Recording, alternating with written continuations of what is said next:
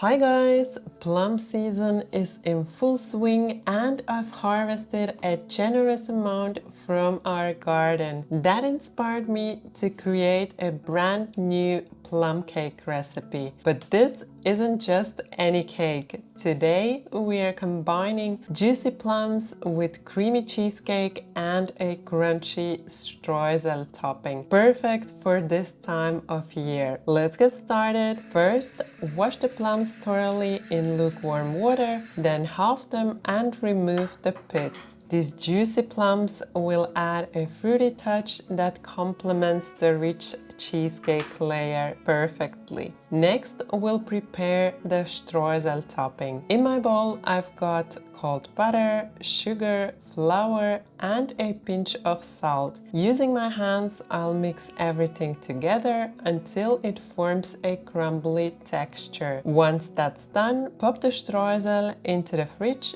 to chill it so it turns out extra crispy. Now onto the batter. First, I'm creaming softened butter and sugar together with a mixer for about 3 minutes until it's smooth and fluffy. Then I add the eggs one at a time, beating for 30 seconds after each addition. Next, we'll sift the flour, baking powder, baking soda, and salt, adding it to the batter in 2 stages. After the first half of the dry ingredients, I add half of the yogurt, which I've mixed with a bit of vanilla. Give it a quick mix, then add the remaining flour mixture. Once combined, finish with the rest of the yogurt, mixing briefly. Finally, mix in the ground almonds and a hint of ground cardamom. I personally love the flavor of cardamom, but if it's not your thing, feel free to skip it. Mix everything just until combined, then switch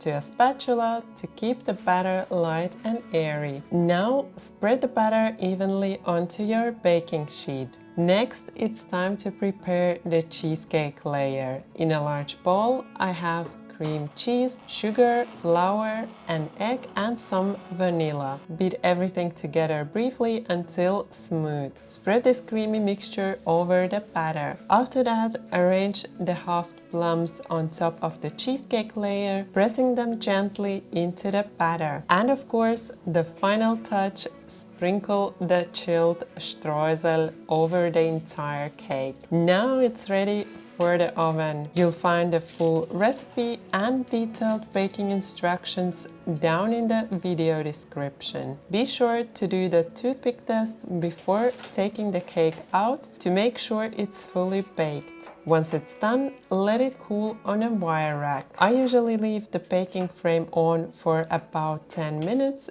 before removing it and then allowing the cake to cool completely. I hope you enjoyed this recipe. Give it a try and let me know in the comments how it turned out for you. Thank you for watching my video. Bye bye until next time.